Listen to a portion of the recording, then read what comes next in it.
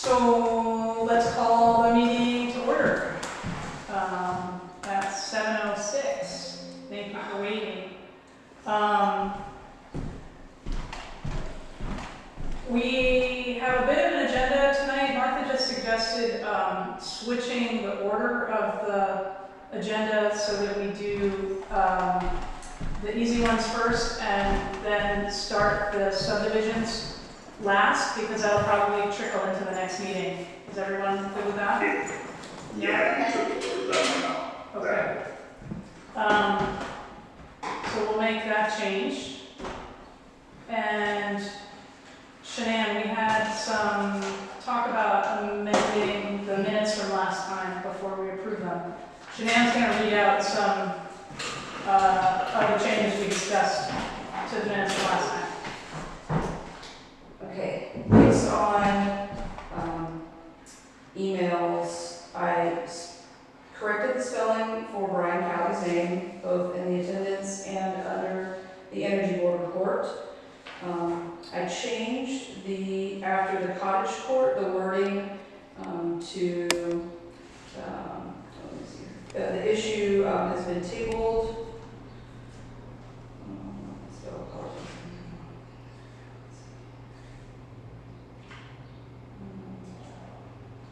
We lost audio. Oh, sorry. Nope, I was looking for it. I lost my. Okay, so for the cottage courts, I put that the board decided to continue research with the possibility of review in the future, and then all of the revisions that were agreed upon at the end of the description that was posted in the agenda, I added the tag of "and agrees unanimously" to the proposed language, and that'll be the consistent line that I will put when you do reach a consensus on agreement moving forward. Did you catch that? Does that make sense? So in Martha's email, she had asked to just make a note in the minutes where we agreed on language, which makes sense. So, I think for efficiency and I think we all agree that we don't need to take formal votes every time, but Shanann's going to put in the minutes where we agreed to a language, just so we have a record of the drafts that were approved. Okay. Okay, and then on the cottage court line, we decided to not move forward with that discussion currently, correct? Yeah. Yeah, correct. The wording was changed to that you were going to do continue research and with the possibility of review in the future, leaving it open-ended if, I was trying to be a little soft, but if you want to be a little more direct, I'm fine with that too, Stacy. I don't think there was a lot of enthusiasm for it. Yeah, no, there wasn't, and that's why I thought we sort of put it to bed. Okay, what would be the wording we would want to use on that then?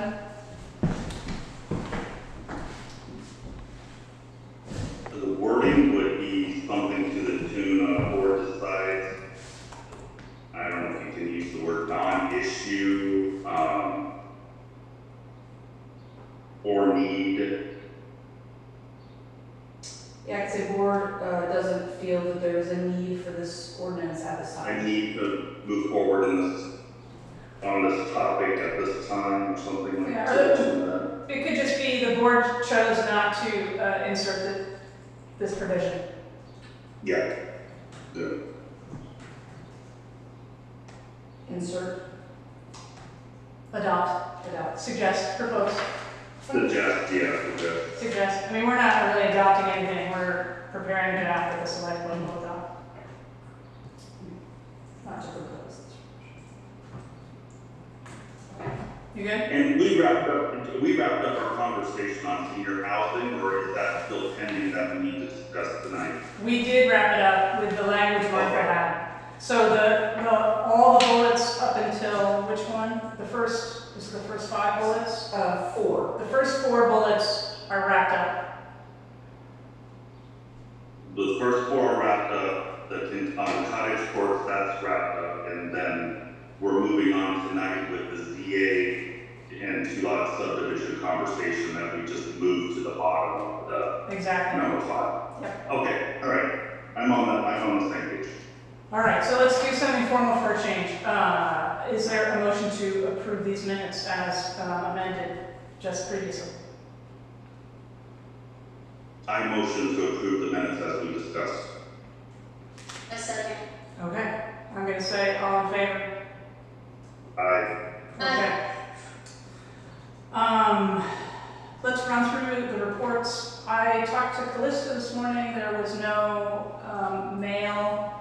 Jane, you're tied into the email. I know I need to do that. I will try to get that done this week. Have you seen any emails for the planning board or the ZBA? Okay. Regional Planning Commission, I see no Kathy Rondo tonight. Energy Board, I see no Brian Calley.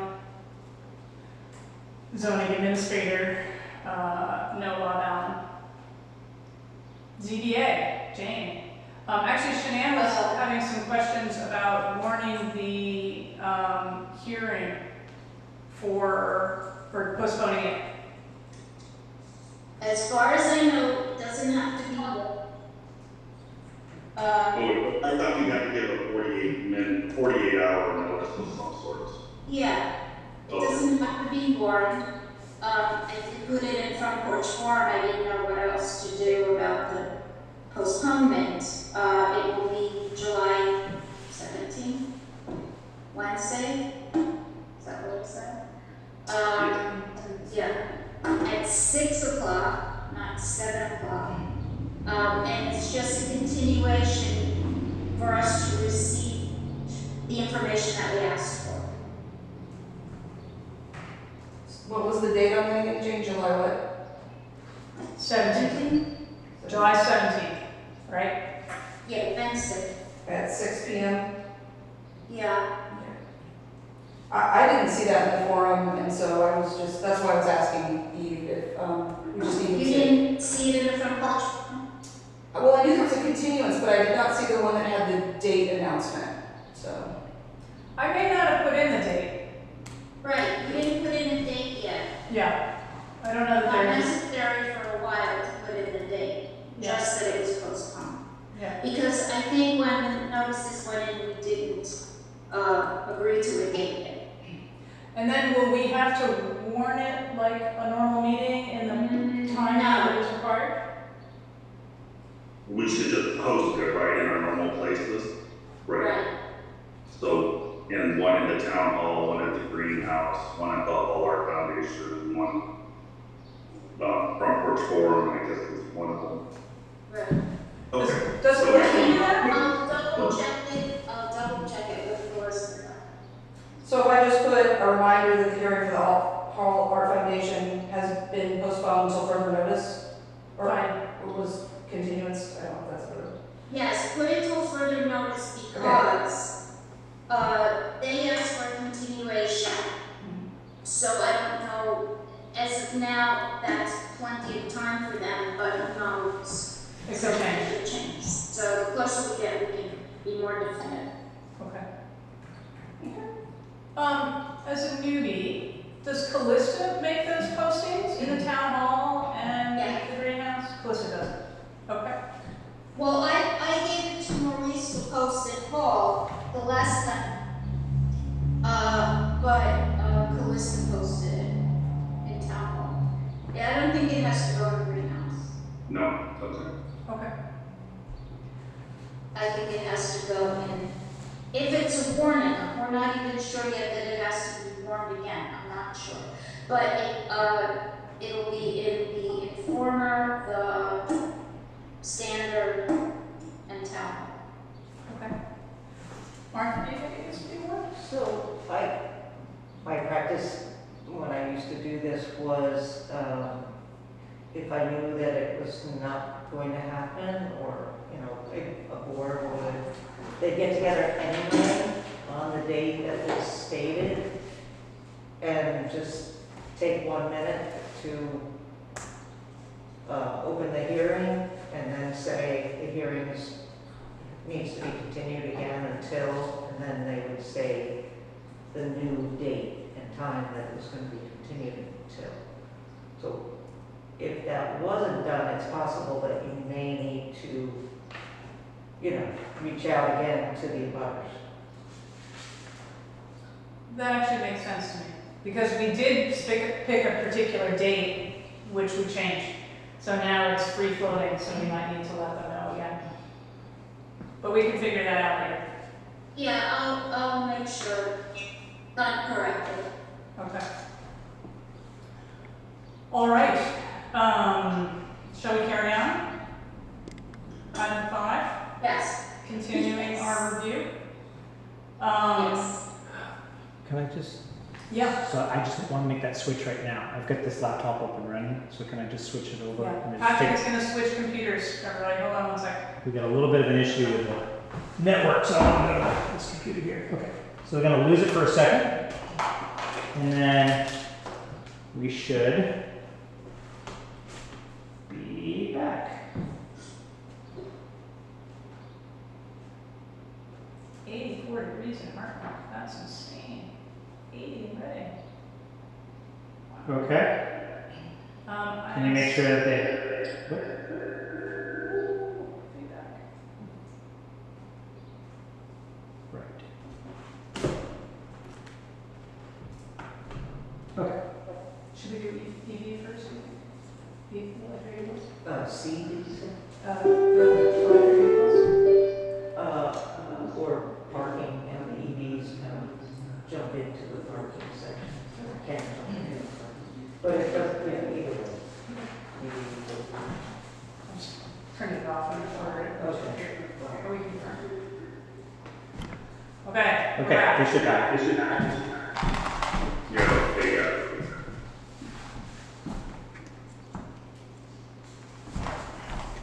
We good, Patrick? Should be. Can you just confirm that they have audio? Can you guys hear me? Okay.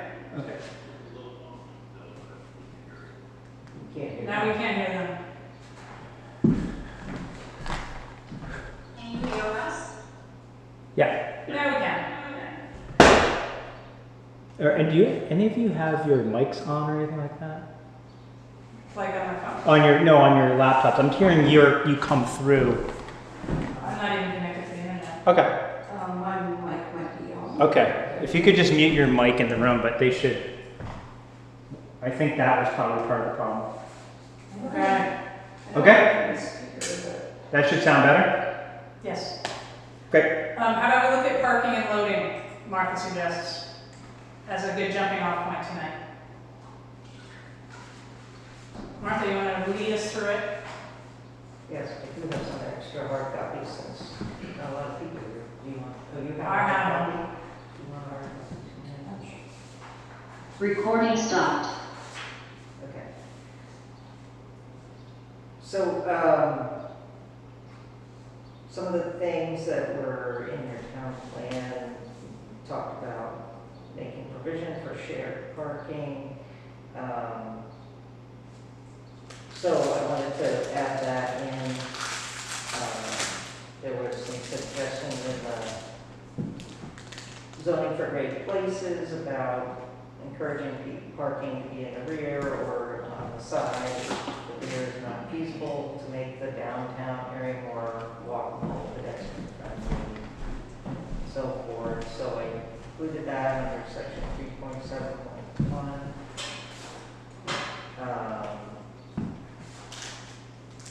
And then provisions for having fewer spaces. Basically, that's the shared parking. Initially I just had that, and Eve suggested that you also have provisions for additional spaces, so I added that, but it can only be for non-residential uses because the Home Act won't allow you to require more parking for residential uses.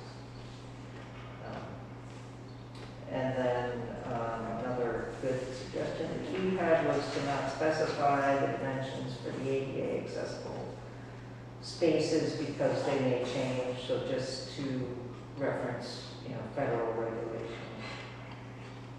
And then there's some separate ED language that could be inserted here or it could be put in elsewhere and just referenced here. And then again, he also pointed out that it's the title of the section is parking and loading, and he had no language at all on loading, so that's now section 3.7.6 with an associated definition. So I can pull those up.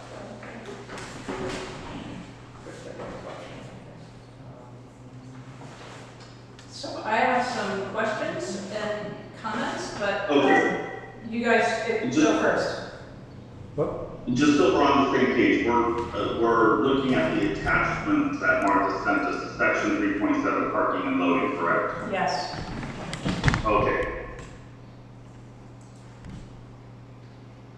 So some of this is required by the new state law. So all of the parking spaces went down from 2 spaces to 1. So you cannot require a house to have 2 now. I'm not sure our public transportation or our bike lanes have changed in any way that reflects that, but it is the state law. So Martha's tracking in 3.7.2. She's just tracking the new state requirements. I suggested adding the part about how the PC or ZBA can make a requirement for non-residential use if someone needs additional parking, because that was in our old language, and it seemed like it might be useful if there's a business where we can tell that they're going to need more parking. It should be in our discretion to have that be part of their approval process. And I think that's tracking what the old language was that we had, but open to other ideas if that's not okay. The one question I do have is in 3.7.1, we say that it's best to put your cars around the back, but if it's not feasible, they shall be located to the side. And we have no out for if that's not feasible. So that then reads like an absolute mandate, like you have to put your car in the back, or if you can't put it in the back, you have to put it in the side. But like if they can't put it in the side, and they can't put it in the back, You want to allow it to be in front as a last resort. well, let's That'd be discuss. somewhere, I guess. I mean, just driving down through town tonight, there definitely is at least one house that has cars in the front. I don't know what their feasibility is like, or if that's a choice or a necessity, but where houses are close together, it seems like maybe there should be some kind of discretionary out, so that we're not saying it either has to be in the back or outside, in case it can't be. And it does say for non-residential use, not for residential use. For Are non, you talking about on Route 106 or Tyson Road that you saw in front? 106. So for non-residential, you're right, I was thinking about it as residential. So for non-residential. Well, even then, so say the hardware store got reinvigorated, or the general store, there is no parking around back, Right. and it's on the corner, so both things are the front sort of. Yeah. Well, when the hardware store was in business, you could park right up at the front door, right out of 106. But right now, the language here says you can't, because it's got to be behind the back, unless it can't be behind the back, and then it shall be on the side. So I just think we need a little more wiggle room. So if neither of those is possible, as a last resort, I think that's right. I mean, you'd still probably want to have it so no one is backing out into traffic, because that's another. So, yeah. Is So that we're talking about on Route 106 versus the garage that has the 2 subs in the front. They're not on Route 106. They're off. Well, this is speaking, Jane, the non-residential. So in other words, commercial. So imagine the general store or the hardware store. Granted, neither one is functioning, but if they were, neither one has real parking. And certainly at the general store, people were pulling in right off the Tyson Road and sometimes right off 106. So the current language in 3.7.1 wouldn't work for that situation. So I guess, I mean, maybe we can take it offline and poke around it, but I think the language needs to somehow reflect first priority around the back, second priority on the side. The PCZBA shall have the ability to review discretion where it can't be either one of those things. Whatever the right. Yeah, like, well, with Trova's, for example, I mean, there's no parking if you put restrictions on what the availability for parking is. There's no parking behind. There's only parking on 106 and alongside on Tyson Road. So you could really put a noose around any operation there if you have restrictions. That's what I'm worried about. Yeah. I mean, you know, maybe someday we'll have more businesses than just one. That would be awesome. So let's just make a note to come up with some other language to look at next time. Does that work? Yeah. Yeah.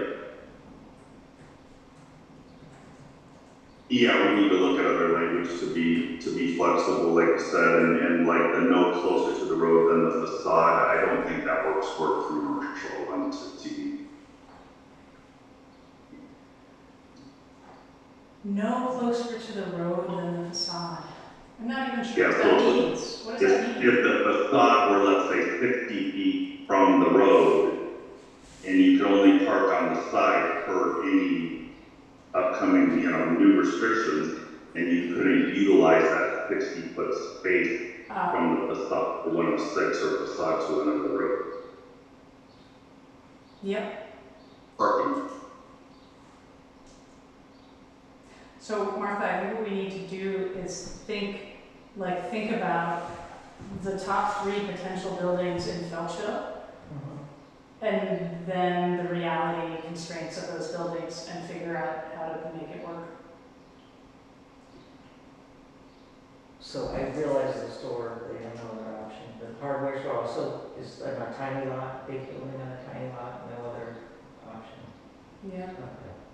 And what's number 3? Is there another? Well, there's fantasies about turning another unused building in downtown Reading into something else. Not specific. Not specific. Right. Okay. But it's so crunched and tight together, any building you picked, it would be hard to imagine that you could follow this for commercial use. Yeah. Okay. Well, But I'm happy to model around with you on that. yeah, we'll make flexibility in there. Okay. Any other thoughts on that? No, our goal is to create flexibility for anyone wanting to put a business in. I'm for. Yes, please. Back in the first paragraph, I had a question about the first sentence. Unless otherwise allowed, the vehicular traffic typically associated with any use shall be parked off public roads and right of way. Is that specific enough? Is that okay? Typically associated with? I might be overthinking it, but Basically, you don't want people parking on the road. do we need the word typically? The vehicular traffic associated with any particular use? I'm finding that typically. Just seems a little wishy-washy. Yeah. Okay. I think now the only restriction, if I recollect, is during winter months you can't park on the shoulder. But you can, if it's safe, you can park on the shoulder during non-winter months. Is that correct, or am I making that up? I don't know what Reading's parking ordinance may be. I don't know the answer to that. Parking ordinance. Yeah, I've ever heard is during winter months, because of the snow plowing, they restrict shoulder parking. Well, this would be for site plan or conditional use review, so this would be, you know, a business or a daycare center or, you know, not just going to visit a friend and parking on the side of the road. So you can't plan your business and have people park on the road. Right, exactly. Okay, so no shoulder parking if you're a business. Right, if you have to have a Okay. plan a parking lot that will accommodate your expected customer base.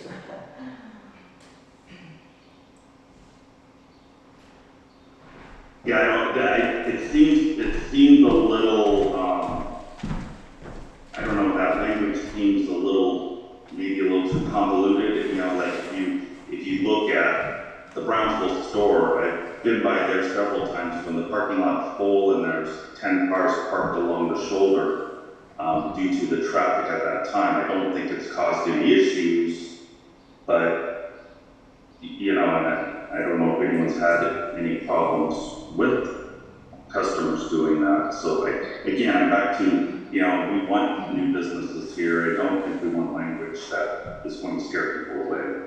It's been an issue for the Brownville store, for sure, yeah. Has it? Yeah, I mean, for one thing, people often park, there's right at the front on the road, it says no parking because you can't see if someone's parking there and you're trying to leave. But people often do park there, so that's been a problem. There were times when they had events and there were people parking on both sides of the road, sometimes pulled up onto the sidewalk on the other side of the road. And when they were on both sides of the road, it made it very narrow, so you're trying to get through for an emergency or something. So it's definitely been a problem in West Windsor. They have language that allows, they haven't adopted it yet, but they do have language that allows on-street parking. I don't remember the specifics, under certain circumstances, so. That may be worth looking at. And to be fair, this was the part that's not marked up is our existing language. So we already had this Right. typically associated, should be marked off public roads and right away. Right. You know, maybe we could get that and just see, like, if there were a special event, or, you know, you could apply for a one-day permit or something like that, if you thought you were gonna have something bigger. If you had an event, well, you guys don't have an event permit, I don't think. Do we have an event permit? I don't think so. No. Yeah. I mean, this is really just for parking for a specific use. You know, a store or something. So planning It's not- your business, you Right, have to it's have not parking. meant to be for, you know, on town meeting day, people park everywhere, you know. That would be, if the town were upset about that, they would have to pass a parking ordinance that says, can't park here or there or whatever, or you can be towed, you know. But that would be not zoning, that would be, Okay. um, I'm not too fussed about it, but are you But guys fussed about I'm it? happy to share with you the exceptions and alternatives that are available for like the Brownsville store in West Windsor, even though they haven't passed yet.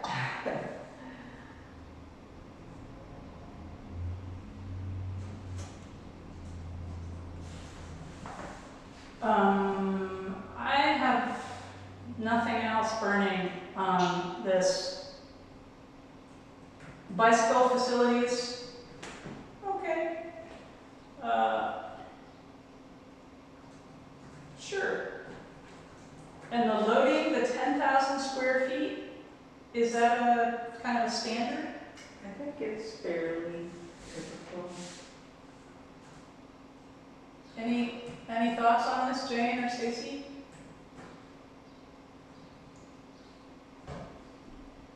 I don't know, again, I go back to my same story. It's like I don't want to do anything that's going to restrict the business.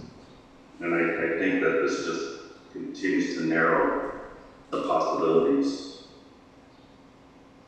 Yeah, I agree with that. On the 3.76, 3.76. so I don't think we have anything on loading Yeah, right now. yeah, you don't have anything on loading, and if you don't have any loading, again, you know, one of the reasons that, one of the vehicles that often blocks people from leaving the Brownsville Butcher and Pantry is a truck parks there to unload, and you can't see, and it's just dangerous to pull out when you can't see and someone's coming the other way and you get T-boned. So I'm But it could be, just playing the devil's advocate here, it could be a truck driver backing a semi up to the front door, back door, whatever, could be possibly more dangerous than blocking the roadside for a few minutes, which would be the fastest way to load and unload. Well, ideally, when you're applying for a permit to do your business, you're gonna figure this out. Where's the best, safest place someone can load and unload? Probably gonna be pretty close to the front door. And where it won't block other people. So what did the general store used to do? Did a truck pull up on the Tyson Road to unload? Did anyone ever see it? Because they don't have any room for loading. They used to back in over here. Across the street. Right here, right here. Yeah, I think you're speaking of Wetrovas. Yeah. Yeah. Yeah, so I've seen, you know, over the years, I've seen people just pull, or trucks pull right up. I've seen them parked on 106. I've seen them pull into the town parking lot. I think it just depends on the driver. Right. I mean, I guess the idea is to plan for the safest alternative.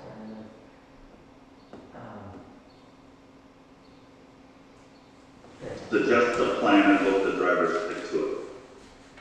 Pardon? Yeah, the situations of that are not like it's every day on an all-day basis. They're few and far between, so, you know, it's not like multiple trucks coming every day. Is your preference to not have section 3.76? I don't know. Yeah, that's my preference. So you just changed the title of the section to parking. And Did it used to say and loading? I think it did used to say loading, there just wasn't anything in there about loading. Well, we have loading in the very first paragraph. We say parking and loading shall be gravelled or paved.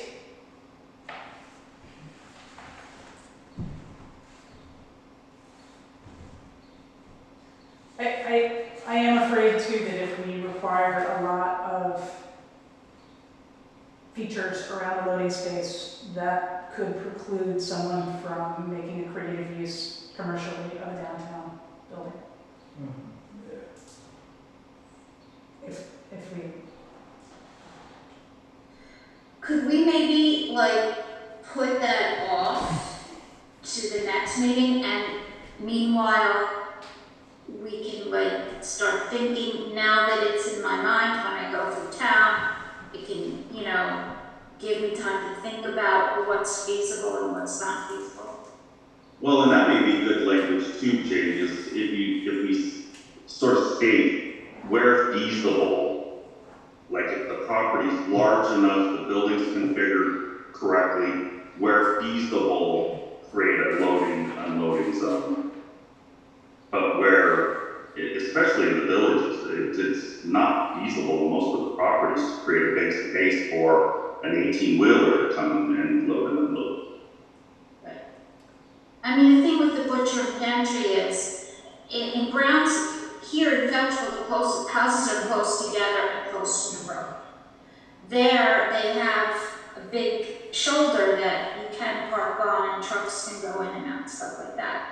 So, in my mind now, that this idea is in my mind, I can go and look when I'm in town and kind of like maybe work on it, figure something out. Instead of making a definitive answer, thing now, and then it doesn't really work. Right, and in Brownsville, the town does not control any of Route 44. I guess sometimes towns will take over a small portion of the state highway. I don't know, I suspect you don't control any of Route 106. I think that's state, I don't think we Yeah. control that. So like the state said for Brownsville, if people are parked on the side of the road, if they're within that white line, the state doesn't have a problem with that. I don't know that you have enough of a shoulder here to allow for any parking on Route 106. Certainly, I would think you'd need to consult with the Agency of Transportation before doing anything like that. But also in Brownsville, the right-of-way there is 60 feet, and I think it's 50 feet here for 106, which also, you've got less room to allow for that. But, you've got the side there. Potentially, there's added language in here for shared spaces. So potentially someone could park over here in the town hall lot and unload, bring stuff over to the store. Well, I can imagine keeping that section as a header and using language like you have under the parking, where it's sort of discretionary. The PC or ZBA, you say may require additional off-street parking or loading for non-residential use if they find that something is not sufficient. We could do something similar. Right. PC or ZBA may require dedicated loading spaces if the circumstances are feasible and advisable or something like that. So you just want some more flexibility in the loading section, not removing it altogether, or? I would be in favor of keeping it just so it's acknowledged as a topic, but keeping the I think flexibility. we're losing our sound, Jane, aren't we? I'm not hearing very well. Either. Sorry, did you not hear that? Yeah, it became very muted. I think we're just talking about keeping that section heading, the 3.76 loading, but making it more flexible. So let's do that and bring back language for the next meeting and see if that works. Does that make sense? Yeah, simplify it, making it, yeah, definitely. Okay. I agree. All right. I agree. I agree too. You got that, Shannon? Great. So is that it for the parking and loading? Should we look at the EVs? Yeah. Okay. The other attachment to that email was on the electric vehicle charging stations. Can I share my screen? It says I'm not able to. Do what? Do you have the language for the electric vehicle charging? Yeah, I do. It was on that attachment. Yeah. Or it was an attachment on that email. Exactly. Did anyone have any issues or comments on this? Because I thought it was pretty thorough and I didn't have any questions or comments. Yeah, I think it's pretty good. The only comment I had was to maybe take out the first sentence, which seemed to me confusing and not necessary in light of the second sentence. So we say a private charging station accessory to a residential use. Well, it's exempt. Oh, I see private, public. Never mind. I just saw the difference. Is exempt. Well, yeah, I don't think we need to be in somebody's business whether or not they have a charging station where they would have to work with the car. Do we want to say is exempt or do we want to say is a permitted use? If you say it's a permitted use, it needs a permit. I So see. exempt, it doesn't need a permit. Okay. And so do we track that into the exemptions section? It should, I think, yeah. Okay. I found a couple other places in the code where little tiny things are exempt, but they never made it in there, so I'm trying to keep a list. So every place something's exempt, we could stuff it in the exemption zone. Yeah.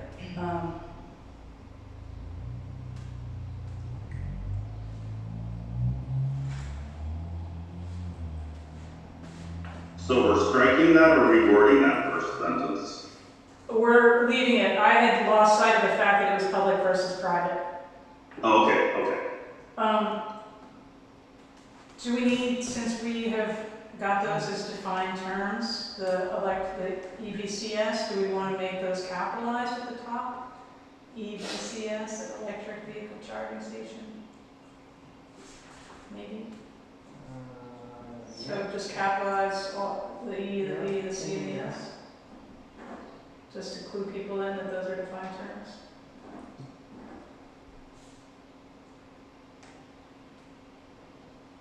And then do you have in mind that these definitions would go to Article 7? Yeah. Okay.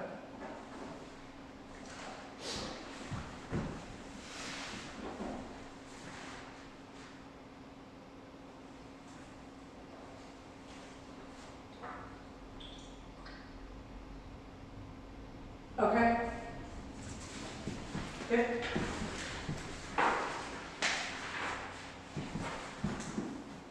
Subdivisions? Adaptive reuse. Adaptive reuse. What about the adaptive Yeah. reuse?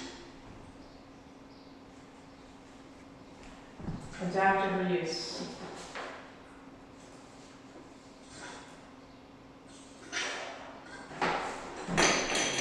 Oh, we gotta stop sharing now.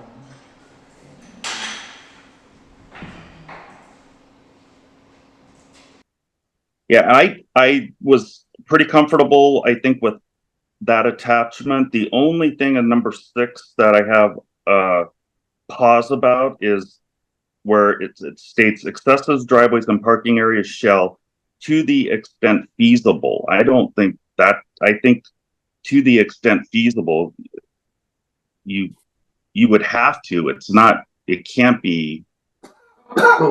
It's not feasible. It can't be done.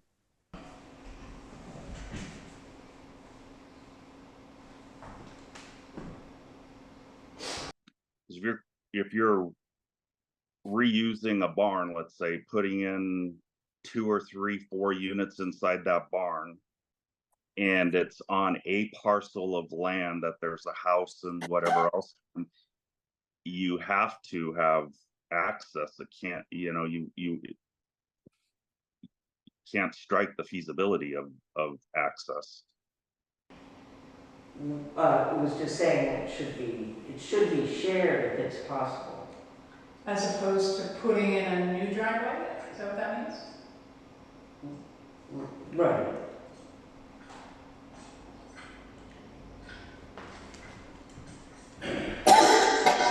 I think if number 6, access to driveways and parking areas shall be shared with other uses on the same parcel. So strike to the extent feasible? Right. That's my suggestion.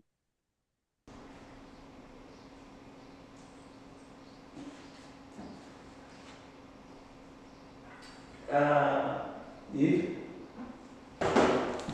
can't even begin to tell you how close to this whole thing I am, so you want to hear it now or at the end for the fun? Give me a half a second, because I have some thoughts. So Ray is opposed to this, and he wants to jump in at one point. So Stacy, duly noted. Let's hang on for half a second. I could go either way on that. Janie, do you have anything on this before I jump in with some thoughts? No. Okay. I'm maybe not so passionate as Ray, but I have some concerns about what historic barns are. Is that 20 years? Is that 50 years? Is that 100 years?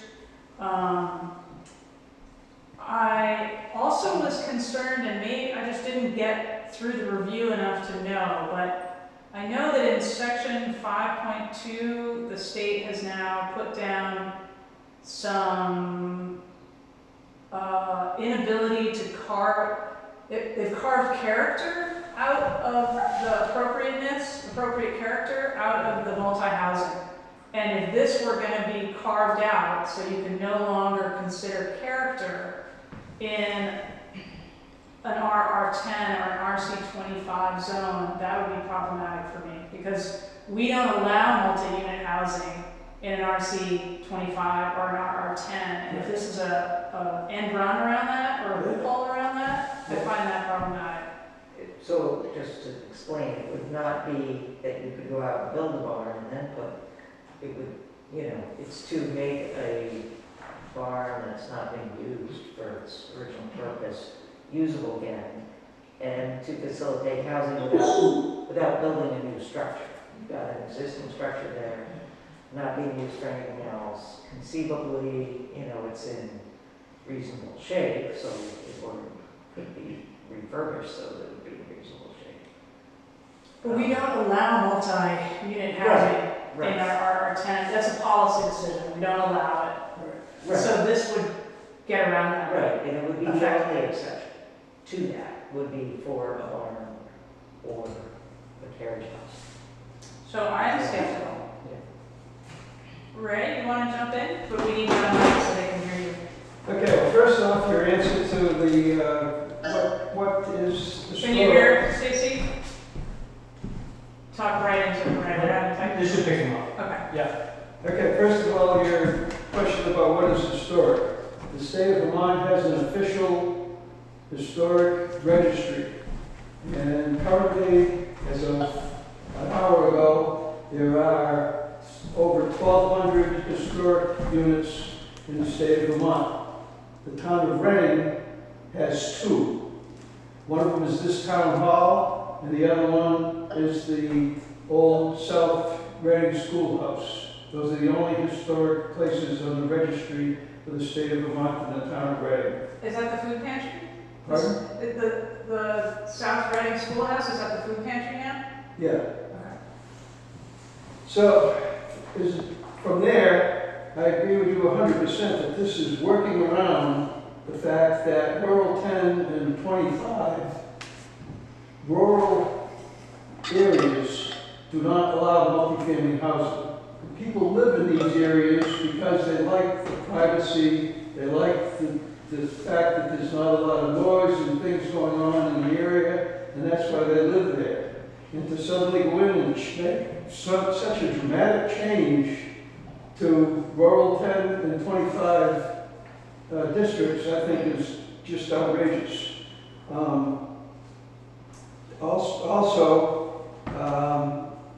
Just as an example, I live on 15 acres in a rural 10 area. I can only see one house from my whole property, and that's up behind me. That one house happens to have a real old, probably over 100-year-old barn on it. If there were suddenly 3 or 4 families moving in there, I would absolutely be beside myself. It's not why I live in a rural area. I think this whole thing is absolutely ridiculous, and it's trying to get around the fact that we have those districts and the regulations that currently exist, that have been there for years. You can't just automatically go change them. If anything, I think it should have to come out for a public vote, not just a decision by a few people. That's all I have to say. Thank you. I don't disagree. The fact that these districts don't allow multi-unit housing, to me, means they don't allow multi-unit housing. And putting them in a historic barn feels like an end run around that restriction. And it turns out that we actually don't have any that are registered, so maybe it's moot. Well, it depends, as you asked me, what is the definition of historic? And you can have a definition that would allow it. It doesn't sound like there's a lot of enthusiasm for that. Historic registry is very different than historic building. And I think that's what, if you're in the historic registry, you have to comply to other rules that are, what is the historic registry, a state, and in some cases it's even federal. Yeah, it is, yeah. Yeah, there's a whole lot of rules that come into play when you're on the national registry or the state registry, yeah. So,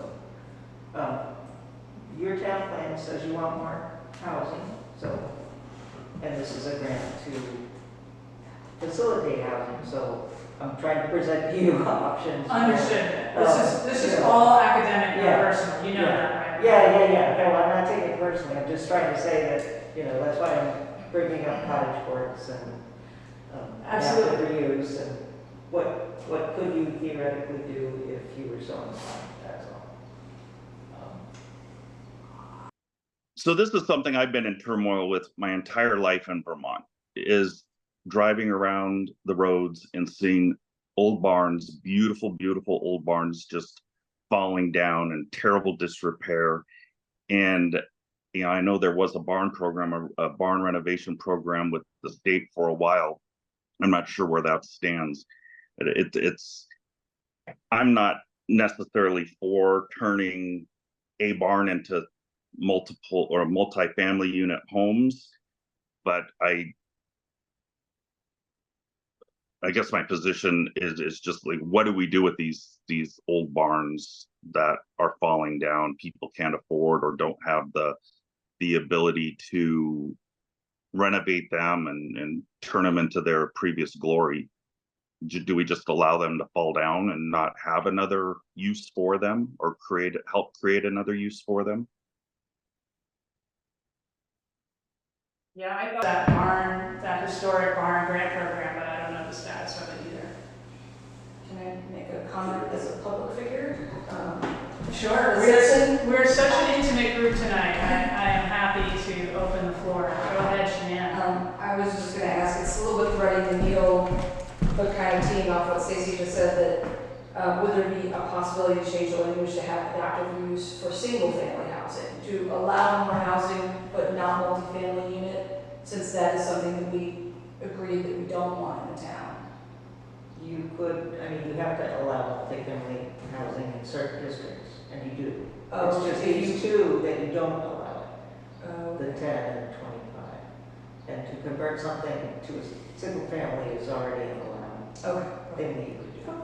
Just wondering. If you have a house, you have a barn, you can create an accessory dwelling. You can either put it in your garage or your barn, or build a separate structure.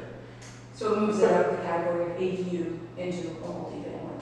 Right, if you were going to do more than that. It's really putting multi-family housing in these two rural districts. Yeah. That's what it's doing. Yes, it's already allowed in. But the whole thing is contrary to our existing zoning. Just the simple fact that you can have another house on a 10-acre lot, you guys tried years ago, and it can only be X percentage of the size of your first house. You can't have another house that's equal to or bigger than your original house. So most barns are bigger than the house to begin with. So the whole thing is just contrary to our existing zoning for rural 10, 25 areas. Right. Accessory dwelling, if that's a state law now, you have to allow everyone to have an accessory dwelling unit. So it can only be a certain percentage, the size can only be smaller than, it can only be, I don't know what the percentage is. I think it's 30% or 30% or 900 square feet. Right. You're allowed to be less restrictive than that if you want to. I think you were in Reading, is it 40%? I think we're at 40%, right? 40% of 2,000 square feet. Yeah. So. I am not prepared to vote in favor of this tonight. I'm not prepared to do this. I wonder if we could get, I don't know how applicable it is to our current situation. I happen to have 2 barns at my property. What could one do with those? One's old enough, one's not. I don't know. It's not about me, but it helps me to think through an actual scenario. I can imagine thinking through how to reuse those buildings, but not inconsistent with the zoning district in which they are. That for me is the issue. Is that we have this policy decision not to allow multifamily housing, multi-unit housing in these districts, and this is a carve out to that. So is there a way to encourage use of those buildings that is consistent with the districts? Or maybe that's not even necessary? I think it's not necessary, because anything that's already allowed. If you can allow. So since Ray brought up his concern, Ray, would, and just sort of talking, back and forth, could, instead of could somebody put 1,000 square foot apartment in their barn? Would that be okay? As you're looking out at that barn that you can see from your house, if there were a family living in an apartment, an accessory dwelling unit in that barn, would that disturb you? Again, I mean, I just think that it just goes against our current zoning laws for the rural residential areas.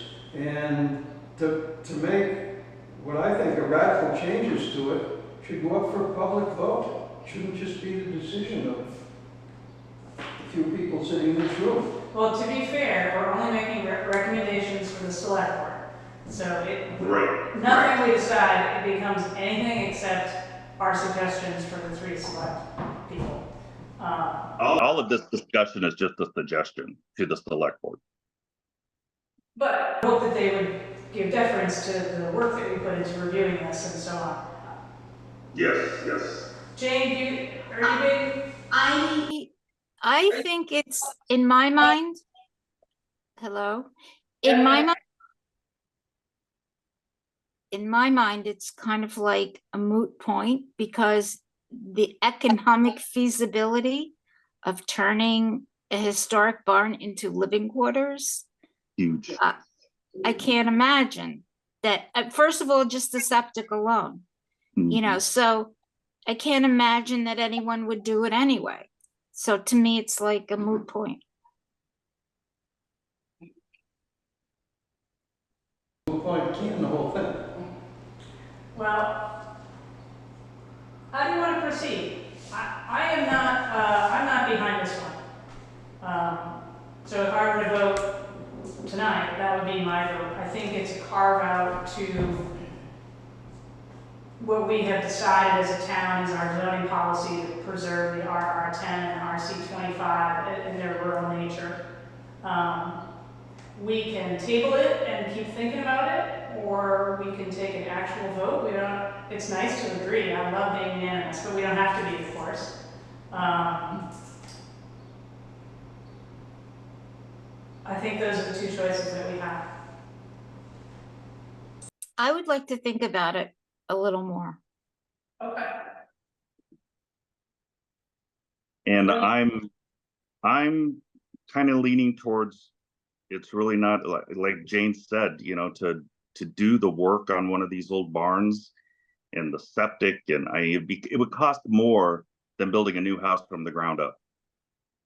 And if we focus our energies towards the village, trying to figure out how we can make additional accessory dwelling units or duplexes in the village centers, maybe that's where our efforts should be better spent. Does that mean you would want to not have this language, or does that mean you want the language and you're not concerned about it? No, I think we could move away from this conversation, to be honest. I would support moving away from this conversation. I agree. Okay. Thank you. And thank you, Ray and Shanann, for your contributions. It's always helpful. We actually like to have people come and contribute to the meetings. It's kind of sad that it's so lonely tonight. All right, where are we at right now? Subdivisions.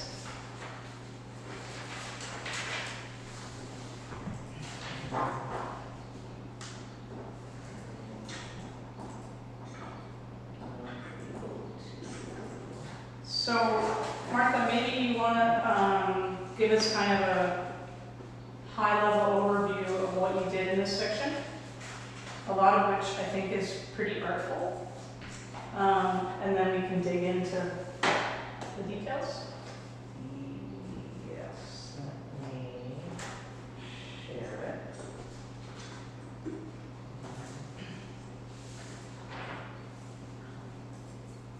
So the real issue in this section is the discretion, increase discretion given to the zoning administrator to do lot line adjustments and a new definition of minor subdivisions. Right, so the zoning administrator could already do lot line adjustments. There was language added in the Home Act that towns could authorize their zoning administrators to approve minor subdivisions if they wanted, and it's my understanding that you wanted to do that, and that Bob was interested in being able to do that. Can you tell us the rationale behind having the ZA do minor subdivisions? Is that to make it less bureaucratic, less expensive, easier? What's the rationale? I think 2-lot subdivisions are fairly common. The big ones are less common, and if someone comes in with something very straightforward, they've got 10 acres in a 5-acre district, and they want to create 2 5-acre lots, and any existing buildings are going to be conforming based on where the lot line is drawn, so on and so forth. In other words, if it's very straightforward, having it have to go through the public hearing process, go to the planning commission, seemed like overkill. So that's, to my understanding, that's the background. Okay. Interest in proceeding with this.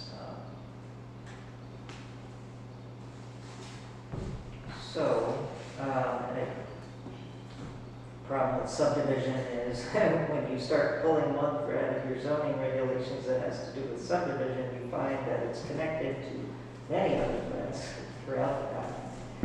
That's why it's kind of complicated. So Connected to what, Martha? I'm sorry, I didn't hear that. it's connected throughout the document. I'm not sure. I've tried to look for other areas where something needs to be tweaked to be consistent, but I think she means it's a Jenga pile. yeah, it's a Jenga. Oh, So if you pull okay. on one, you got to be careful that the whole thing doesn't fall down. So let's see. We started off that just saying that a zoning permit is required was not. Said it was subject to approval. That was kind of vague. And added language about that you have to have the permit before you start clearing or anything. And then specifically stating that existing subdivisions are, they're lawfully in existence. They're allowed to continue, which reflects what you did last month in terms of existing small lots. Yep. And then saying that modifications to pre-existing subdivisions shall be subject to all applicable requirements of these regulations. I think I probably need to flesh that out a little bit more in this, other than right there, it says it very clearly. So, this part, where an existing public road right-of-way bisects an existing parcel, the right-of-way shall be considered a boundary line dividing the parcel into 2 lots. So I sent you some information on case law, the Wilcox case. This causes issues when you don't clearly state that it either does create a separate lot or it doesn't create a separate lot. Because inevitably someone's going to want to do something with it. And if you don't clearly state, then it kind of, it's one of those things that tends to end up in the courts. Or, it's just complicated. There's no easy way to decide. So my only question on that one is, it felt to me like if we want to say that if there's a road that you could create 2 separate lots, but it feels to me like it should have to say that provided each lot's in conformance with the district in which it's located. So if you have if you're in an RR10 and you have 8 acres on one side of the road and 2 acres on the other, obviously you shouldn't be creating a 2-acre lot. But if you're in an RR10 and you have 20 acres with 10 on each side of the road, then fine. Right, I mean, and this is to address existing situations where that's not the case. If you're gonna create lots, that's different. But these are existing lots, well. So to me, this says that if I have if I own land that happens to straddle both sides of the road, right now it's probably one parcel, and this will turn it into 2, one of which I could convey separately, even if it's smaller Correct. Yeah. than the required size of the district. That's what it would say. Yeah, if it's a public road. Is it a public road or private? Public. If this says public, right? Right, and you're on a public road. Yeah, I mean, it's hypothetical. Yeah, oh, okay. I'm at the end of the road. Right. But I think that the idea that you would have a parcel of land that straddles a public road where one side is too small for the district, but all of a sudden you get the windfall of a small lot that you can convey, which is now smaller than the size of the district, doesn't seem right to me. Right.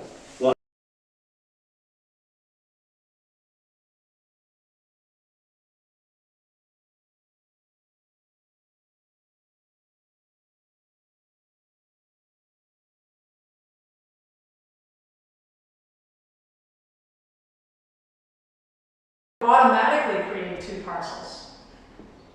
So now it's like a windfall. Now you have 2 parcels, one of which you could totally convey separately, even if it's too small. You just created a non-conforming parcel. Well, Yeah, I don't agree with that at all. I think, I don't know why we're stirring this up. Because we have 2, but the Fisher property was just subdivided, what, a year and a half ago? And they carved a parcel out on what is that, the northeast side or northwest side, and then the remaining parcel is divided by a road. And we didn't ask them to subdivide that. And the other subdivision, I believe, if I remember correctly, that recently happened was the Anderson property. And Spear Cemetery, the parcel that they wish to subdivide is divided by Spear Cemetery. So then we'd have to ask them to create 2 parcels out of one. I just don't know why we're having to address this. It should all be one parcel that's owned by one person, unless they wish to subdivide it. so I guess the thing is there's no statute, so these are the things that end up in court when someone wants to do it. So, I mean, we could take a different approach and say that where an existing public road right of way bisects an existing parcel, we could say the parcel is considered one parcel, but may be subdivided provided that each piece is in conformance with the district in which it's located. I guess, so then you've got the existing small lot on which that you came up with last time. But these lots aren't existing small lots unless we make them so by Right. adopting this piece. Right, So we're creating extra small lots. right. So again, the reason I'm suggesting this is to be, it's a pro-housing, you know. How do you make more housing? How do you provide more housing? Well, I agree with Eve. If you can't create a non-conforming lot just because there's a public road through a parcel, then that adds a whole other level of complexity to what we're doing. And I thought the case law, I didn't dig into it too deeply, but I thought the case law was mostly pertaining to right-of-ways that were like between neighbors and not public right-of-ways. I thought that mostly had to do with right-of-ways within parcels, privately owned parcels. No. Or maybe it had to do with both. I don't know. I'm sorry. I didn't dig into it too deep. Right. Yeah. So, for example, in West Windsor, there's Silver Hill Road. There's a blue house on, I don't know how well you know West Windsor, but there's a blue house on 8 acres on the corner of the Brownsville Heartland Road and Silver Hill Road. And they also own an acre on the other side of Silver Hill Road. So, they have a house on the 8 acres. They have a 1 acre parcel. If they pass their regulations, which used to say that a public road creates, any lot divided by a public road creates 2 lots. Used to say what this is proposing. And then at one point in one of their zoning revisions, they lost it, not intentionally, but unintentionally. So the regulations that they're now considering put it back in. So in that case, they'd be able to put a house, they'd be able to sell that lot. Someone would be able to put a house on it, and it's in a 5 acre district. So it would be treated like an existing small lot. If you don't want to do that, I mean, that's fine. Again, I'm just throwing out options for. And there's a ton of that, and right in this area alone, I can think of 5 houses just going up from my house that are 1 lot on 2 sides of the road.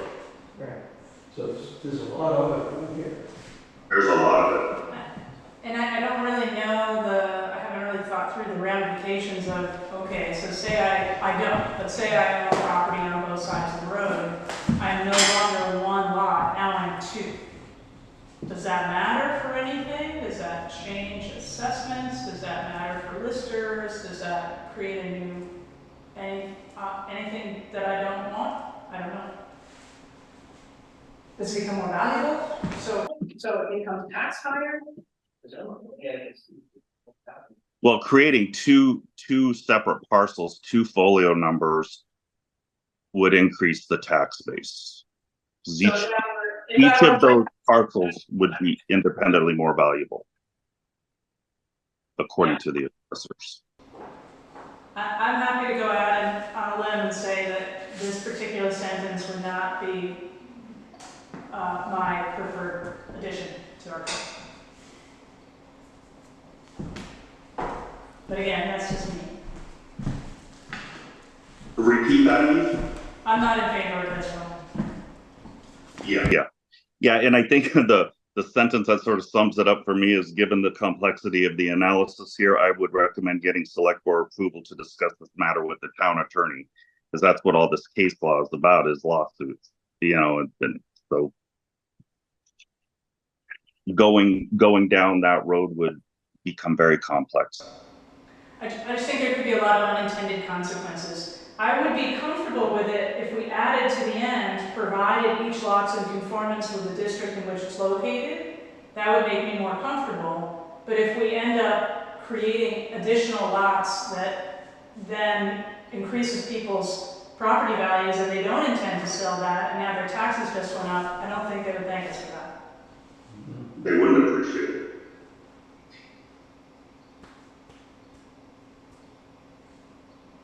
I know Bob has encountered this situation before. I don't know exactly how he handled it. Although maybe maybe that's the situation that Stacy was describing. So. Should I follow up with him to find out more about that? Jane, do you have any... about what? Sorry, I was just asking Jane if you have any strong feelings on this. I don't think that we know enough about the ramifications Of doing it. Like, it's just the only positive thing seems to be getting more taxes for the town, if that's positive. But I think it creates more trouble than it's worth, but I don't know. I feel like I don't know the whole story, and I would like to hear more, like, if we can, from the town attorney. And Martha, don't you think in leading towards the conversation of affordable housing, more housing, if a parcel owner carved out 10 acres in an R10 or 25 acres, out of their larger parcel to subdivide and sell to attract, and this is at the landowner's leisure, not at the town's mandate.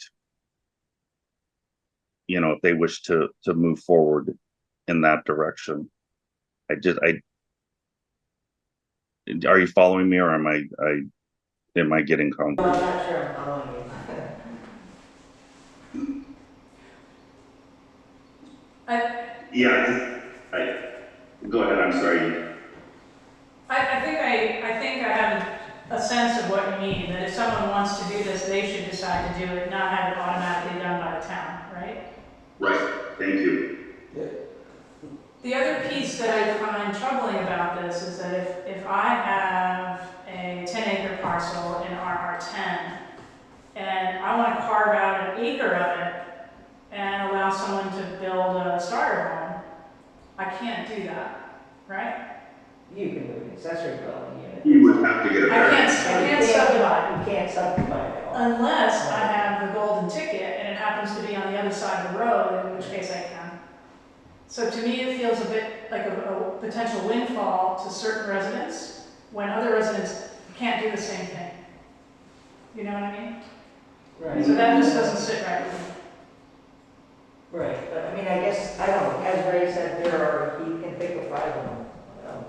So they exist, is the question.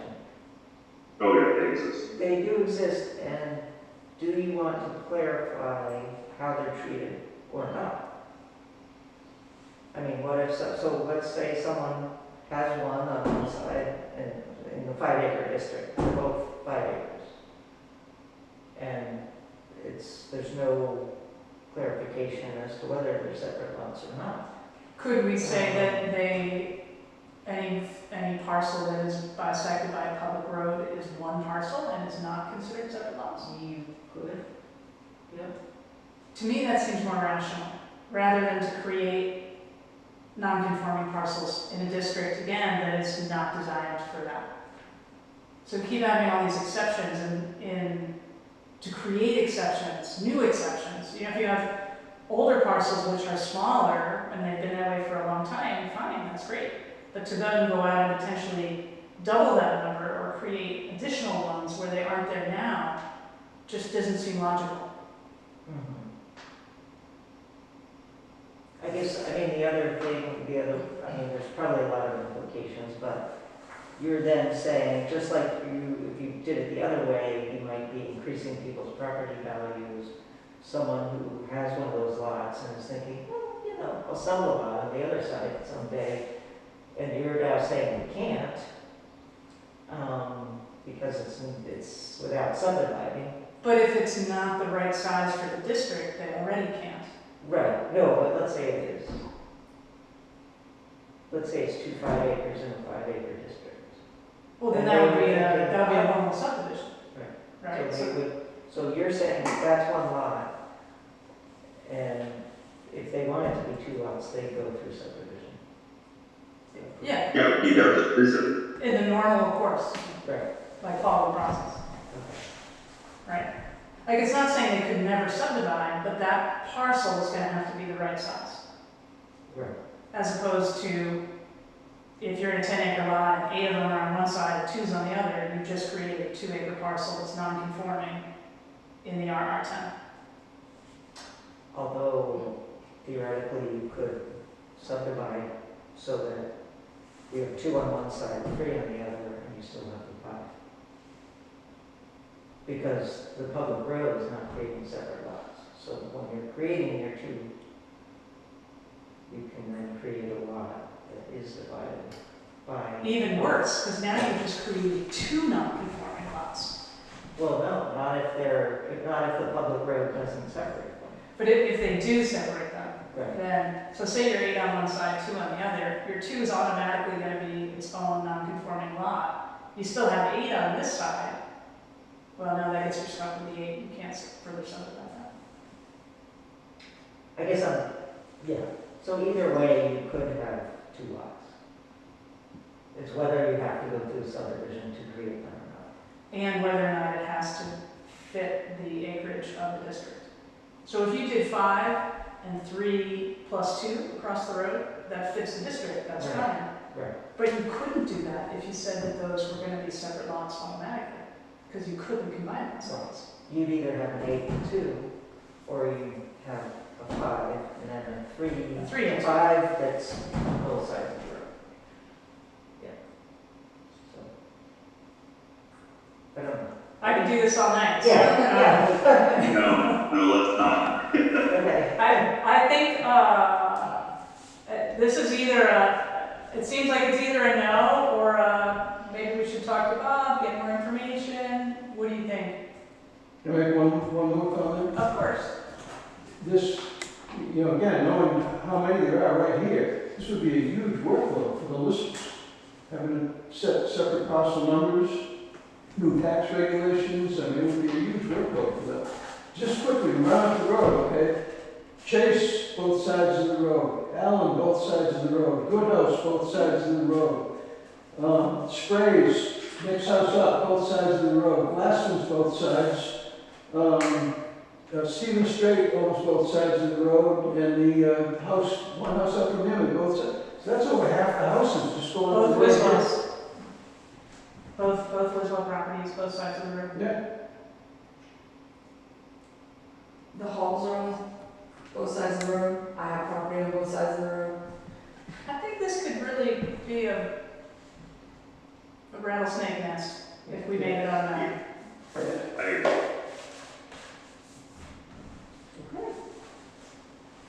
Jane, are you good with that? Yeah, Okay. So I think we are collectively a no on that one. Board unanimously chooses not to propose this revision. Yes. Well, For striking highlighted, where that's sentence, not the whole. Just the public road. Yeah. Okay.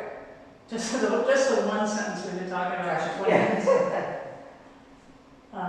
Thank you. I actually think that it's a really interesting and robust conversation and really important to have for this stuff. So the next paragraph just talks about the 3 types of subdivision: lot line, minor, which would be 2 lot, and major, which would be multi-lot. Adds a sentence about encouraging anyone who wants to do any of them to meet the zoning administrator before they prepare an application. Just make sure they prepare it the way it should be prepared, and it has all the attachments and everything that it needs. Can we just make sure wherever we say lot line adjustment, it's the capital, initial capitals, and either does or doesn't have that hyphen? Probably doesn't have a hyphen, I think. Yeah, lot line shouldn't know if it does.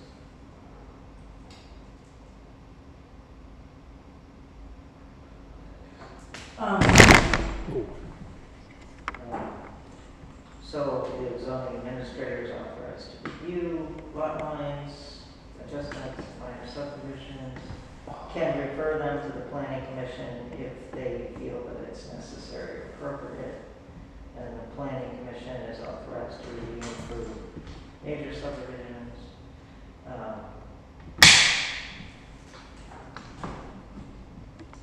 Where we say that the ZA is authorized to review and approve lot line and minor subdivisions, again, my reaction is to say, provided each lot's in conformance with the district in which it's located. Is that said somewhere else, or should we add it in there? I wouldn't want to move a lot line so that you're creating a nonconformity. Well, it says, Is that covered somewhere else? an applicant shall submit the following, let's see. Standards, review standards, as indicated, the zoning administrator is authorized to approve lot line adjustments that meet the following criteria. You can say it in both places, but it does say, or above, you can say authorized to meet to approve lot line adjustments that meet the review criteria, the standards. it cannot, the question and concern is it cannot create a non-conforming lot. Exactly. And that's what Okay. it says under the standards, so.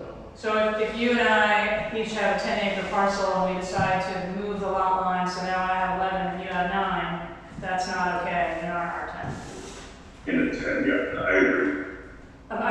Maybe it says it somewhere else, there's a lot of red lines, but if it doesn't say that clearly, that would be my only caveat, where the ZA is giving the authority to just make sure that there's no implication that a lot line adjustment or a minor subdivision could somehow create a smaller lot size than the district. Yeah, I think this is only really targeting the ZA making these decisions if it's a cookie-cutter decision that meets like all the immediate criteria. If there's any exception, then it gets referred to the PC. Right. Correct? Yes, yes. Okay. Sure. Does it hurt to put the language in? Oh, I think it's good to put that language in. Yeah.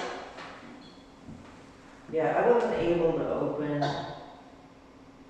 the master document to make changes while we talk. So I'm trying to take the notes. I'm taking notes too, and maybe we can compare And you've notes. got recording, so, yeah. What about under current subdivisions? Neighbors get notice, right, or it gets posted. Are we, by having the ZA approve minor subdivisions, are we losing any notification to neighbors, or No, it does say that. are we losing anything? No, they will have to notify, one of the lists of things they have to provide is proof that they've notified the abutting property owners Okay. of the minor, of the application for minor subdivision. And Now, beyond that, presumably, if you get that notification and you have any concerns about it, you say something, you know. right. I don't think you necessarily have to, you got an application, the application was approved. If someone is concerned about it, I think they're gonna take the initiative to follow it. I mean, I would hope. So currently, if there's any subdivision, there's a notification, it gets posted on their property, and then there's a hearing, right? Currently, everything goes to a hearing if it's a subdivision, yes. So this would be a change, but you're still requiring, like, if Bob thinks it looks okay, well, even regardless, if he gets an application, part of the application has to be notified by neighbors. Is there any notification of neighbors in lot line adjustments as it currently exists, or in this? Is there any change there? There is not a requirement that you notify your neighbors for a lot line adjustment. I mean, those are usually, Internal between two neighbors? yeah, I mean, you've got, you're often, 5 feet one way or the other, it doesn't really, you know. Martha, something happens like that, let's say in the future, or even currently for that matter, if a lot line adjustment is made, the neighbors weren't notified, and then all of a sudden a neighbor finds out that they don't agree with it for whatever reason, what's the process? An appeal? Or Well, they I know don't the have, first call would be to the town office, but then the next part of the process would be what? yeah, for a lot line adjustment, you don't have to notify the neighbors. For a minor subdivision, you would, just as you would for a major subdivision.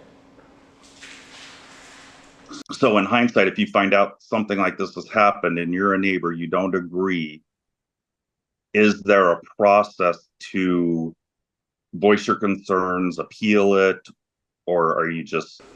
There is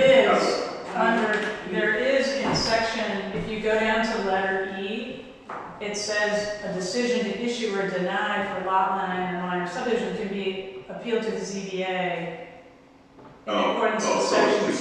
So you go to the court. But, well, it can go to the ZBA first and then it can go to court. But I don't know what the timeline is on section 6.2. Is that like 15 days? Yeah, I mean, any decision by the zoning administrator can be appealed within 15 days, including lot line adjustment. Okay. So you gotta move fast. And any decision to approve or disapprove something can be appealed, so. any decision basically that the zoning administrator makes can be appealed. Great.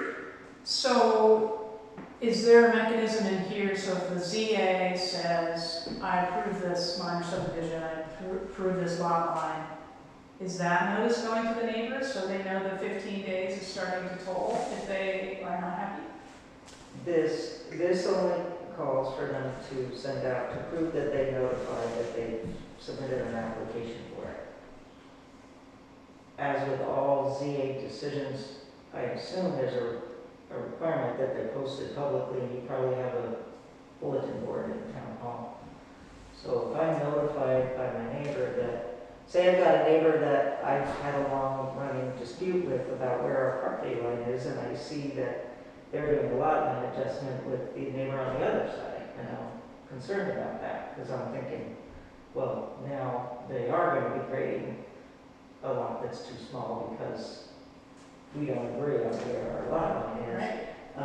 Then I'm probably going to call Bob and say, thanks for the notice. I just want you to know this can't happen because this person doesn't have as much property as they think they have.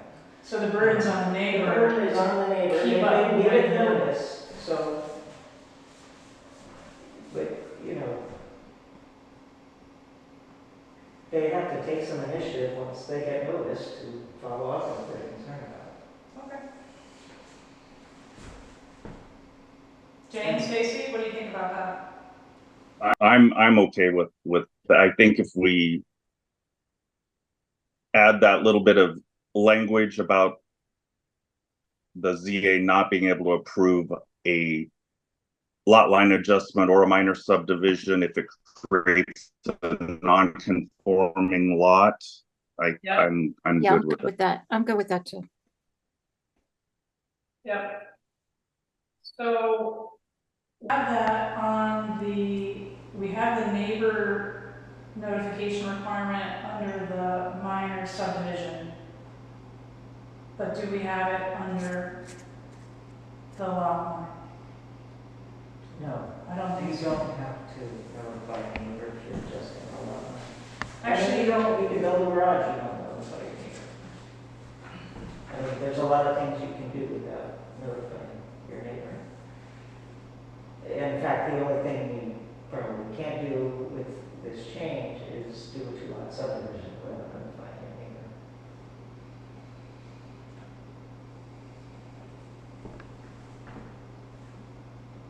so for the lot line, if you look at the minor subdivisions, there are application requirements, the first of which are the same as the lot line, but then D, E, F, G, H are all in addition for the minor subdivisions. Should any of those be in the lot line adjustments?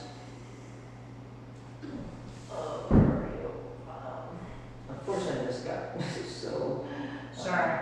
Out of. So minor subdivisions have application requirements. The first 3 are standard with the lot line, I think. Complete application, fees, the subdivision plan. And then this minor subdivision goes on and says you also need any municipal permits, state highway business, wastewater stuff, proof that adjacent property owners have been notified, and then if your subdivision is within 500 feet of municipal boundary, proof that the applicant's notified the town clerk of the other municipality. I just wonder if any, I'm not saying they should be, but I'm wondering if any of those need to be in the lot line adjustment also. Like, could you adjust a lot line in a way that implicates any wastewater or town highway or municipal permits? I mean, if you, so that when you do a lot line adjustment, you're also supposed to contact the state, and they have exemptions. And if your lot line adjustment is going to not affect either lot by 2%, I think it is, if it's going to affect 2% or less, then they say we don't care in terms of water or wastewater or anything. If it's more than that, they're going to tell you that they want to see more information in terms of the water or wastewater. Does it say that in here?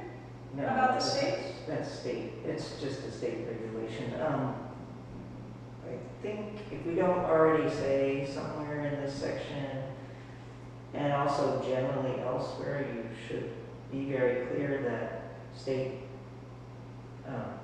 permits may be required for lots of different types of things you might want to do, and that it's the applicant's obligation to contact the state, find out what they need, and get it. Yeah, for sure. I That's just, on the application.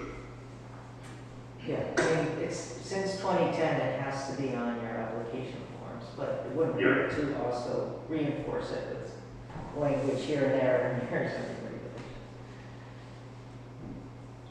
yeah. I mean, if it's a tiny little lot line Yeah. adjustment, I can imagine that's not a we big can. deal. But if it's bigger, that could be a big deal. Right, I mean, and like I said, if it's more than 2%, I'm pretty sure it's 2%. So maybe we should add in some language, some of the state language around 2%. Right, well, then you're duplicating what they already have to do as a result of state Yeah. regulations. Like if I own 100 acres and you own 10 acres and we have a lot line and I sell you 50, that could radically change Right. things. You know, we definitely need a state permit. We need a state permit to do that. Yeah. Okay. So I wouldn't mind putting in some language that just pointed out that extra requirement just as a courtesy, which we do in other places too. Yeah. I didn't realize that was on the zoning permit. My oversight.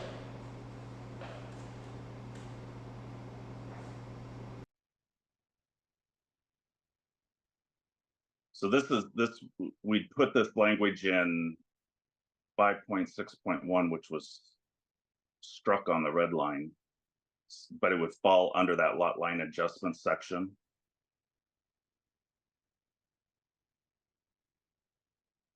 I think so. On page 3 of the document that we're reviewing, it has a whole section on lot line adjustments.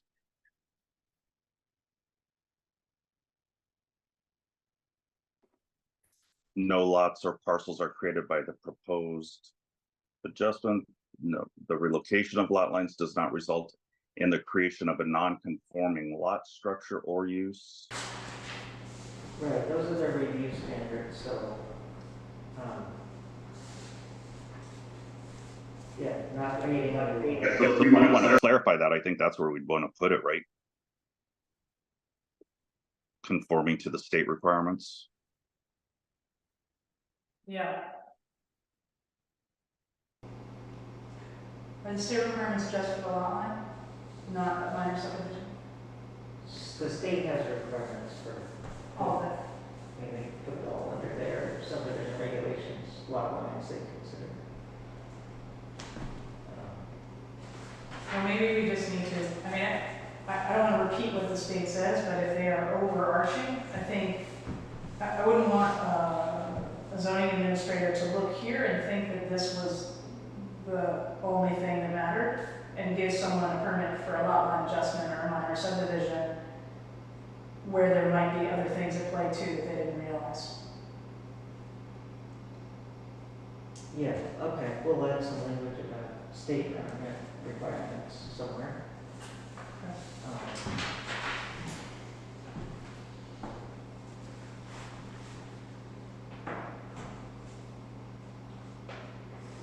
I skipped over some things and I don't know. Did you want to go through it kind of basically section by section or? I would say Jane or Stacy, do you have any particular questions prior to that? Or Martha, do you want to point out things that you need feedback on prior to that? No, I think I commented. Okay, the appeal provisions, I mean, those are, I think, straightforward. Yeah, that I didn't see that initially, but yeah, that's great. And yeah, I agree with that. So that covers that issue, right? Certain question. The plat recording requirements pretty much follow the state standards. I did alter the wording that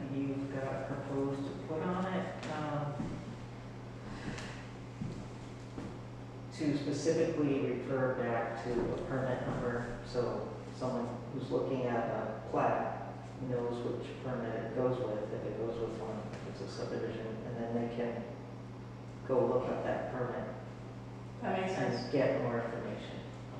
So you don't have to try and put everything onto a plat.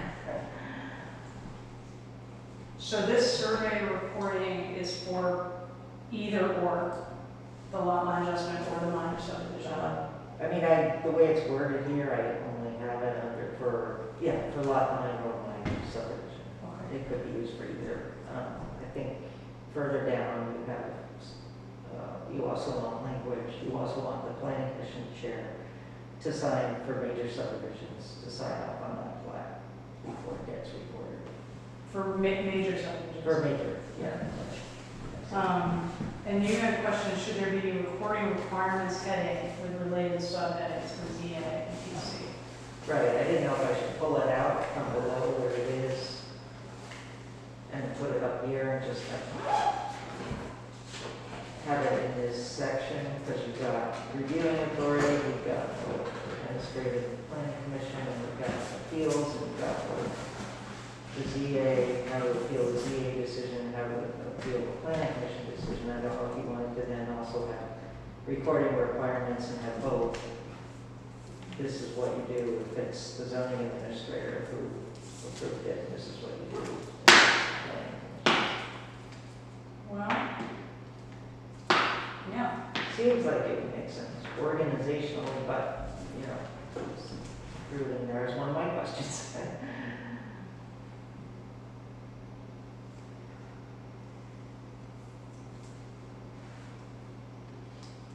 So if the ZA approves it, who's signing it? The ZA? There's the- yeah, And if the PCs are approving it, then it's the PC.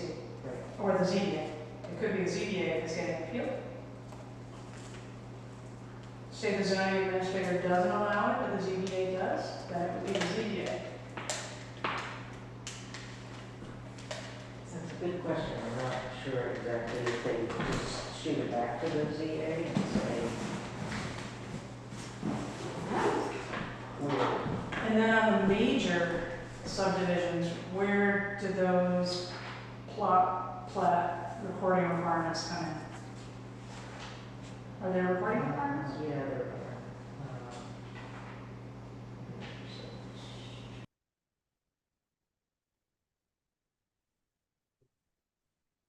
are. So Martha, I'm not seeing, I do remember some conversations and many meetings ago with the prior board about the cost of having to survey for lot line adjustments. And I'm guessing I'm missing it if it's in here or it's in another section where we don't require a survey plat for lot line adjustments, but we do for subdivisions. Are we correcting that now? Yeah, I think you want to require that for both.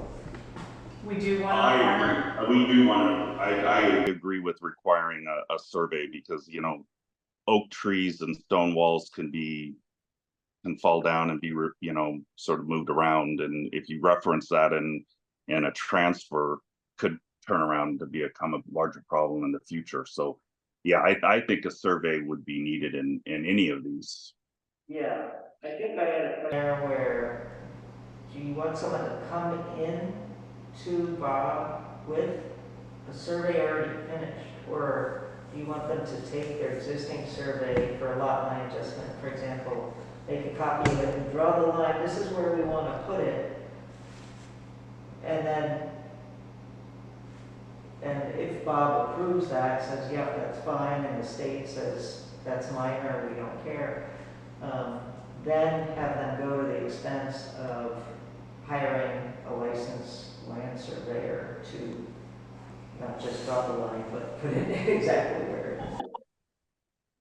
Yeah, I like that process because if Bob said, or the ZA says, no, this just doesn't work, it won't work, and you've already spent the money on a survey and you have to start over again and spend more money. So for efficiency, I think it'd be better to just get sort of a predetermination, yes or no, go forward with this, and then, you know, to close the deal, you have a survey that gets filed. Right. It's definitely kinder and more economical. Surveys are very expensive. Yeah, they can't. Could you find out, could you get the approval, but then have a survey that finds out something that you should have, would have known before? Is that a possibility?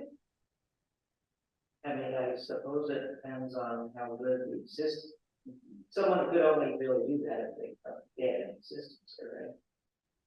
Let's say, you know, back in the napkin, they want the new line to move over 10 feet here. Right. Bob, are you okay with that? Yeah. I mean, if you don't have an existing survey to draw, I think it might be trickier because there might be wetlands and you need radar and therefore, you know, setback for the wetlands. So I like the idea of not having to do a survey up front if they're gonna get denied.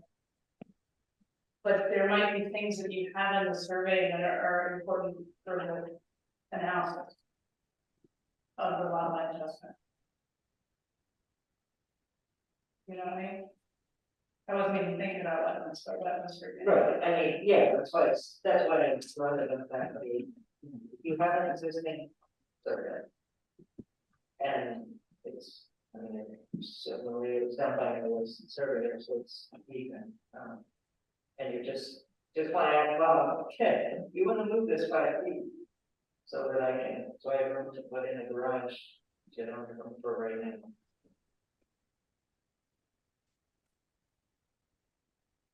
I mean, I would imagine it's mostly fine and sometimes it won't be. what is the balance and everything? Might be great. All right.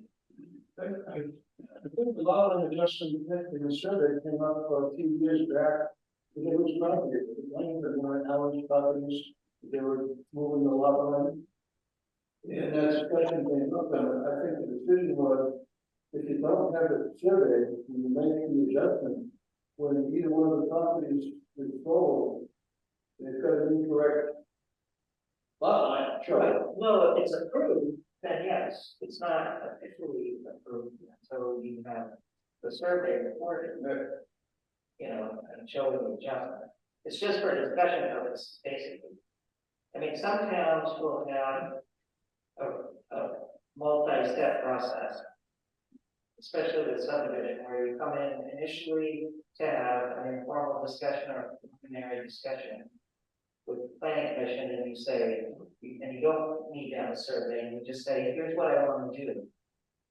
You know, it's helpful to have, I mean, you have a survey, but you don't have it all redrawn. You just say, here's my lot. I want to put a line here, I want to put a line here, I want to put a road here, but you don't necessarily have one drawn in. It's just to get a sense of what the questions are going to be and what the street line arouse, what they want to see on a final subdivision before. So, but you guys do it all in one shot. So, Ray, as the assistant ZA, do you see any downside to granting a lot line adjustment before the survey is done? And then just requiring them to do the survey after it's approved and filed? Yeah, I guess that would. I'm not too sure about all of the paperwork adjustments and everything else to doing it, and then finding out when the survey goes through, I get approval, and it doesn't work. That's the issue that concerns me. Yeah, I mean, if you move the lot line and all of a sudden discover that, well, my garage is now too close to the lot line because you moved it, then you get problems. So, without an accurate survey, I think you're asking for trouble. maybe that require this, I think with the survey, they already done. I like the idea of not requiring it, but I feel like it's gonna cost them not having the data you need to do this. What about this? I mean, what about, it does say somewhere in here, you need in, have a discussion with the zoning. And we can get it understand whether in that instance you could bring in your existing survey and say, Bob or Ray, when you put it here, you think that's gonna be an issue. You're welcome to come out and look and see whether you think it's gonna be an issue. And this conversation is happening at the ZA level only. Only for lot lines, only with the zoning administrator, just having a preliminary discussion. Not getting approval, not even applying, just. I mean, Is this like a feasibility study almost? Is this possible without any issues? Can I move forward or should I move forward? Right. Right. Yeah. I mean, maybe you don't even need to have that in the process, just, I mean, someone could always go in and talk to one of them and say, here's what I'm thinking of doing, before I spend the money on a survey and actually submit an application. Well, they should absolutely do that. I sort of feel like, I mean, in thinking, talking it through, I feel like they should have this survey showing the important pieces of data. Right. Otherwise, how can the ZA make sure that he's making the right decision? Right. Or should they? But I think it would be helpful for them and save them some money to just have an informal conversation. Absolutely, they should, get with the ZA and get some feedback. I don't know, what do you guys think? Well, I'd be surprised in most cases if that's not happening now, that there's some sort of an informal discussion before someone submits an application, just to make sure you're, heading in the right direction. So I don't know if we have to add language to define that more, or if we just let what's happening happen. I think if it's a non-binding discussion, Right. with the ZA, then someone could approach the ZA and ask them this question, but I definitely think a survey is necessary. To close the deal. I agree. Yeah. Okay. So maybe I just tweak the language on encouraging the discussion with the ZA. Yeah, An informal discussion for guidance, yeah, I think that's a good idea. So, it's 9 o'clock. How's your stamina?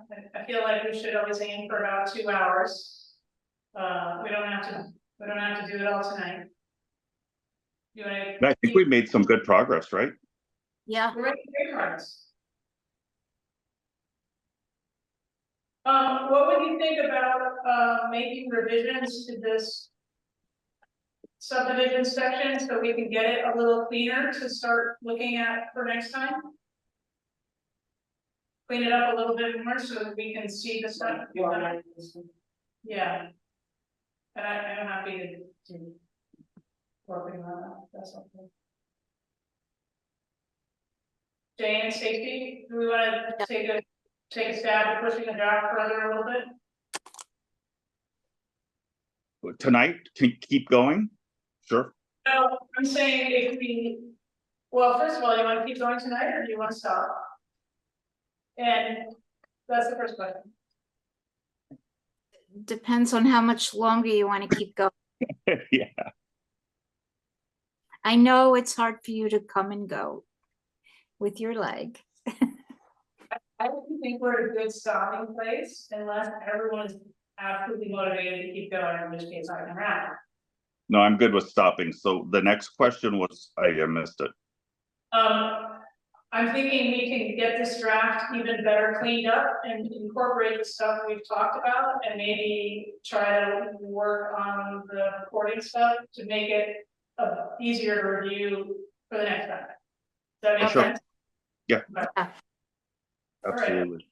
So just so I understand, you agreed on the division of Pope Road to not be proposed, but all the other items under there, the major subdivision and lot line adjustments, minor subdivisions, or we can be carried forward. Yeah, they're still in review. Okay. So we're gonna pause and review these things. Next item on our agenda is thinking about our next meeting, which is supposed to be July 1st. Do I remember someone having a conflict with that? You do. Okay. Are you away? I usually go away. So Martha is away the week of June 1st, July 1st. When are you back? The following week.